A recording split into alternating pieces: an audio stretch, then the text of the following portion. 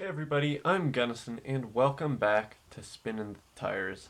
So today's Toyota Owners 400 was run in Richmond, Virginia. Richmond Motor Speedway is NASCAR's third short track. It's the longest short track we have. It's 3/4 of a mile. And I'm not a fan of the track. I don't know, just something about it. It doesn't race quite as well as Bristol or Martinsville. Martinsville, of course, last week had unbelievable racing and just a fantastic race. Um, but this week, Richmond, not quite the same fun race. Kind of how Richmond is, just not quite as exciting. There was a point today, actually, where three cars went into turn three wide, and Ryan Newman got spun around, and that was actually the first incident caution at Richmond since 2019. So that's pretty crazy. There hadn't really been an incident there in almost 2 years. Uh, but that was one of two wrecks that happened in this race. The first part of the race only saw one caution. That was Ryan Newman spinning in that three wide incident. Also involved in that incident was Austin Cindric. He was making his third third start of this season. He did a pretty solid job. Good job to Austin Cindric. He will be running Wood Brothers number 21 full time next year, so he's just warming up for that. They're trying to get him experience at different tracks. Team Penske is so.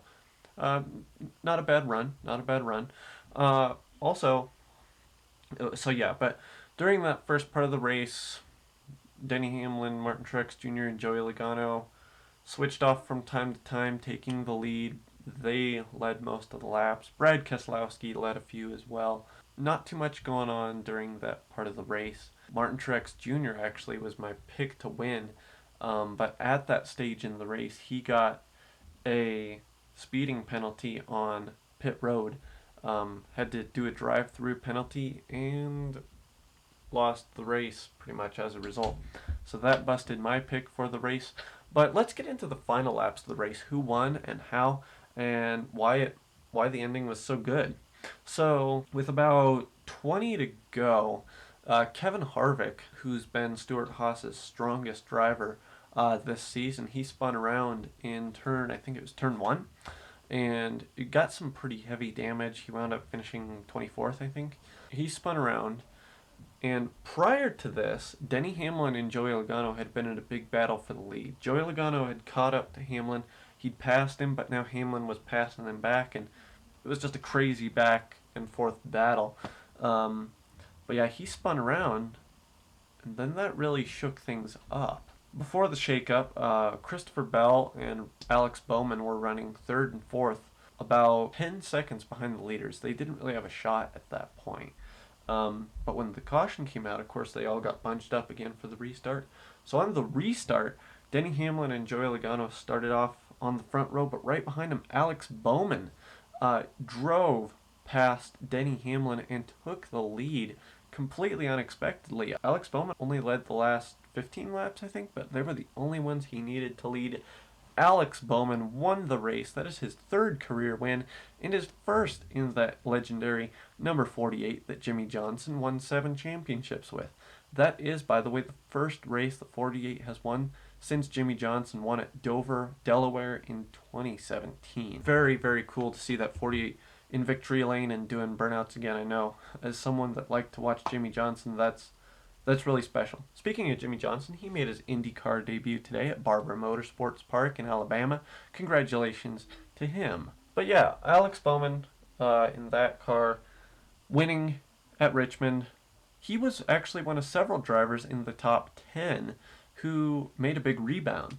Alex Bowman, along with Matt DiBenedetto and Eric Almirola, have not been good at all this year. They've been mired back in the points. A lot of misfortunes, just a lot of cars that weren't up to par with the rest of the field.